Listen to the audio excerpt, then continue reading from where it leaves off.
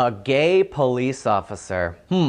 Gay people in a hyper-masculine industry. That is sometimes not a fit. But I did it for 15 years.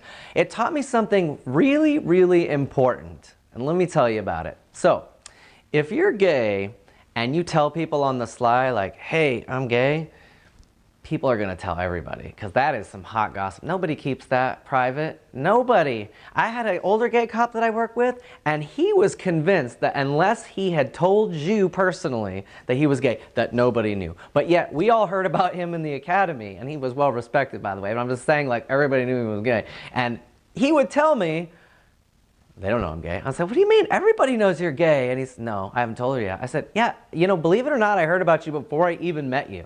So I learned early on that if you want to give people power over you when they find stuff out, then they have shit over you. They're like, oh, I can tell on you. I can wreck your life.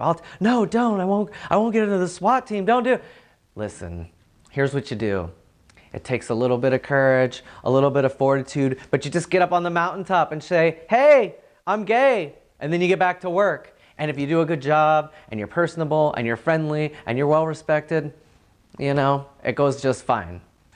And that's how I took my power back, is that I'm in control of the message about me. Now, sure, there's people that don't like you everywhere, and they're gonna call you names, and maybe even faggot or whatever. But if you weren't gay, they'd call you something else, scrawny, short, stupid, wimpy, whatever. It's gonna be a name if they don't like you. But it doesn't matter, right? So what does that have to do with law enforcement distress syndrome or police officers in general? Well, I'm Steve Borneke, and I've made it my mission to eliminate police suicide. And as such, I've been out talking about law enforcement distress syndrome, which is the cumulative effect of this trauma that police officers are experiencing on a daily basis. And counseling could be a big part of it. My mom put me in counseling when I was 5, and they got a divorce. And I'm like, you're getting divorced, you should go to counseling. But I went, and I always talked openly about it. Why? Because I didn't want people to find out and be like, he's in counseling, he's messed up.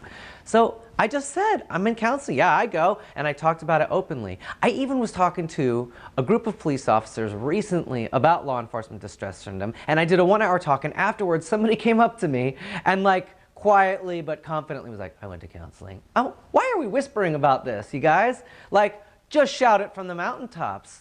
I'm in counseling. Hey, I just get where I'm going faster. I solve my problems faster. I'm not in a hamster wheel. I'm making progress. Like, do you want to be stuck on the same personal growth problems a year from now? Counseling helps you get somewhere faster. And if we can talk about it openly, then there's still going to be the haters. Oh, look, he's in counseling, but they're going to be talking about you anyway.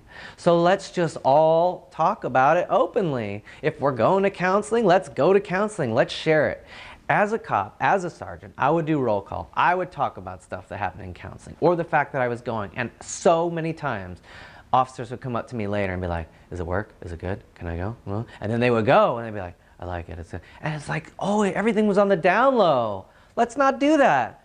It's okay. We can't keep losing 150 police officers plus a year to suicide. We can't do it. There's a mental effect of doing the job.